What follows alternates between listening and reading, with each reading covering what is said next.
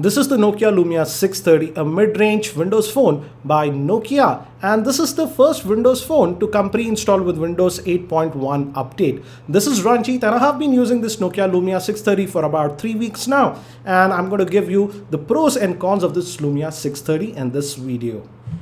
So here I have the Nokia Lumia 630 with me, and this Lumia 630 comes in two variants. One is a dual SIM variant and one is a single SIM variant. In India, Nokia is just selling the dual SIM variant. And the striking thing is that this phone comes out of the box with the Windows Phone 8.1 OS. And it brings new features. Before that, let me actually give you a physical overview of this phone.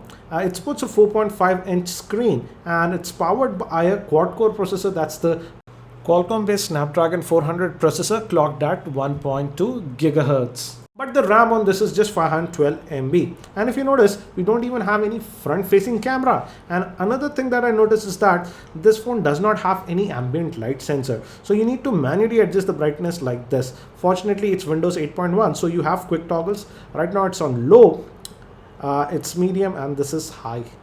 So we don't have auto brightness sensor and no front facing camera. Some people ask me if it has a proximity sensor. Yes, it has a proximity sensor. I'll show you that a bit later. Moving on the back we have a 5-megapixel camera, but again we don't have any physical LED notification light, and this back cover actually opens. We can just open it up. Let me try to open it up. It's a little bit difficult to open it up. And this is the removable battery that we have, and in terms of battery life, I tested it with just a single SIM, and initially I was not getting that great battery life, but after a week or so when the battery was primed, at least with a single SIM, the battery life on this is pretty good. I've also added a micro SD card. It accepts micro SD cards up to 128 gigs. I added 8 GB SD card, and the good thing with the Windows 8.1 is that now most of the apps can be moved directly to the SD card. So it just snaps like this. And here we have a speaker. The speaker is adequately loud. So you can change these back covers. The back covers are available in multiple colors. The front is just, black like this. It has a clear black coating.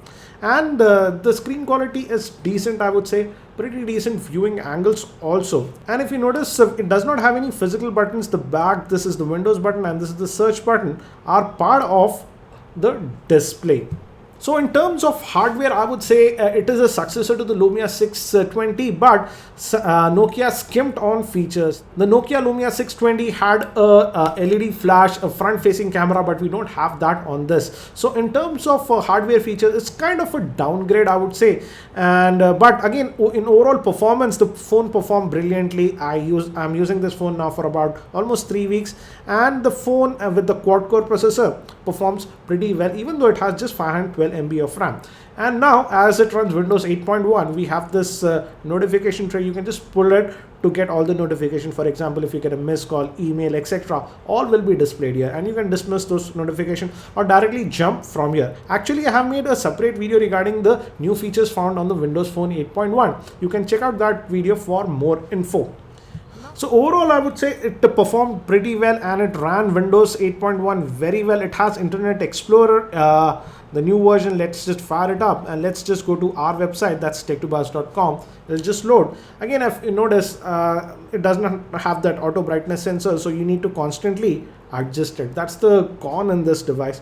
But overall, it is pretty decent. Now coming to the screen quality, though the screen quality is pretty good, as it has a 4.5-inch screen, it's not a 720p HD screen. Hence, I felt that sometimes when I was just zooming around a little bit, I felt that the text could have been a lot sharper, and Nokia should have put a 720p HD screen, considering some of the other Android phones, for example, the Moto G, etc., come with 720p HD screens. But overall, it's a decent phone, and as you can see, in terms of web browsing, I did not have any issues. Now we have a YouTube video. Let's try to play that back. And again, orientation change works, but it's a little bit slow.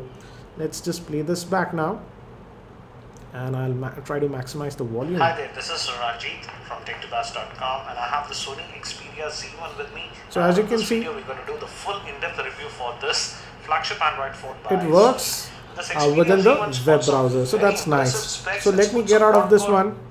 And in terms of overall browsing also, I did not have any problems with this device.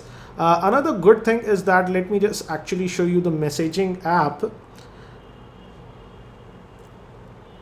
And let's just try to compose a new message. Now Windows 8 has this improved keyboard. Let me adjust the brightness. This is the new keyboard, and it has good prediction, but it also has this swipe like functionality, and it works for this new keyboard. And as you can see, it does actually a pretty good job. So you do get this swipe functionality with this Windows 8.1. Also, as this is a dual SIM version, you'll notice that we have two icons for the call. This is for the SIM 1 and this is for the SIM 2. I don't have the second SIM installed, that's why we are getting that error. One thing I did notice is that the type of oleophobic coating that Nokia has given on the screen is not that good, and the screen gets smudged up very quickly in my opinion. So, but overall, in terms of performance, the phone performed well. Also, this Windows 8.1 has Cortana. By default, it won't be enabled, but you can enable it. I've already made a separate video regarding how to do that, and it actually works pretty well on this device. So let's just fire that up. You can just hold this for a while. What's the weather like? And in terms of voice detection, it's pretty good. 84 and cloudy. And we can ask some silly questions also. Which is better, Windows Phone or iPhone? Oh, come on, Chief. Windows Phone. And you can also ask factual information like Google. Now, for example, let's ask this.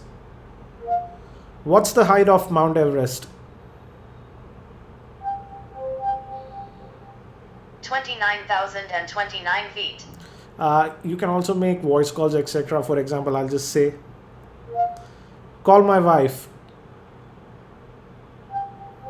All right. Calling Trupti. As you can see, it can do stuff like this. So overall, I would say the Cortana works actually pretty well on this. And some of you have asked me if WhatsApp works on this. Yes, WhatsApp actually works perfectly fine on this. Even Gmail was working, but we don't have any native client for Gmail, so that was the problem. But overall, with the default email client, this is the default email client that I have, and this is my Gmail account, and as you can see, it is working fine. But again, we don't have native Google apps still on this Windows Phone. So we don't have apps like Google Maps or even Google Plus or a native YouTube player. I was able to use YouTube using this third-party YouTube app. It's not the ideal solution, I would say, but it kind of works, I would say. For example, it says favorites, etc. We can search for videos on this, and it's a little bit slow, this app, as you can see. Let me just search for our own videos. That's Kiki Ranji. And as you can see, that works. Let's just open up one of the stories and let's try to play it back. Hi there, this is Ranjit, and I have this Moto. And you can which switch is a between HD, budget-oriented Android phone etc. by using this Motorola. app.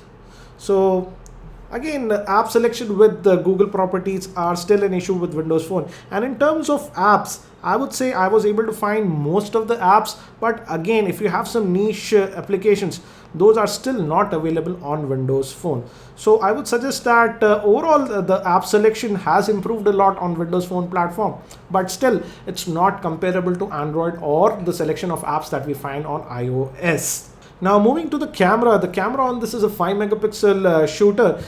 Though we don't have LED flash on this, the camera performance was decent, I would say. Outdoors it did a pretty decent job, and in indoor also, if you have sufficient lighting, it does an okay job. But again, the camera is nothing spectacular. In terms of video, it can record video up to 720p HD. I've already made a separate video regarding the camera performance, so you can check that out for more info.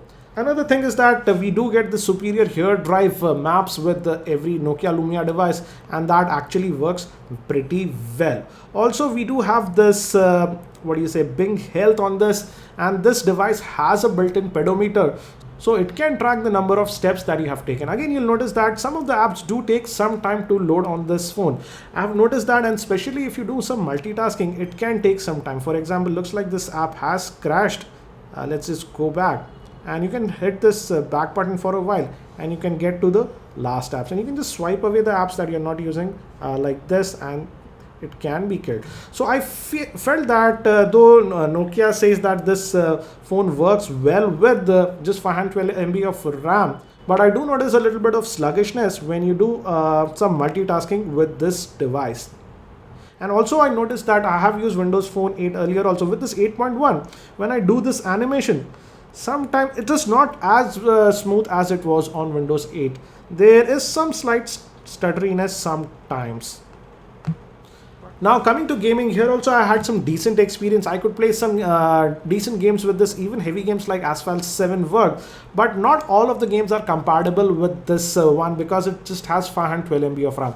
It might be totally fine if you are a casual gamer, then you should be fine. But if you are a sort of a heavy gamer, then I would say that go with a Windows Phone device that has 1 GB of RAM, because not all of the games will run with this 512 MB of RAM. And before I give you my opinion about this device, some of you have asked about the proximity sensor. Yes, this device has a proximity sensor. For example, let's say let me make some calls here, and if I make a call, and if I just for example it's making a call now, if I just put my palm here, it's like putting near my face. As you can see, the display blanks out, as you can see. So we do have a proximity sensor, so don't worry about that on this device.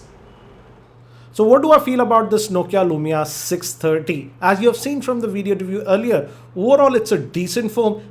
And in terms of performance, I would say it performed pretty well. I did not notice any significant lagginess. Yes, due to that low RAM, that is 512 MB. While multitasking, sometimes between switching the apps, it does take some time. Also, I would say that Nokia has named this as the Lumia 630, which is kind of a misnomer, because even if you look at the Nokia Lumia 620, it had more features hardware-wise. It had a front-facing camera, ambient light sensor, which is simply missing on this Lumia 630. And the sad fact is that it comes only with 512 MB of RAM. So overall, it's a decent Windows phone that comes pre-installed with Windows 8.1. It handles it well. But if you are a person who likes to play a lot of games, then I would not recommend you this Lumia 630. Instead of this, I would recommend a Windows phone that comes with 1 GB of RAM, because some of the high-end games will simply not work on this device. So I hope that you found this video review helpful. If you found it helpful, I'll appreciate if you can click the like button, and if you're not subscribed to my YouTube channel, hit that subscribe button. Also make sure that you watch the other videos that I made about this Lumia 630. Thank you. This is Ranjit, and I hope to see you in my next video.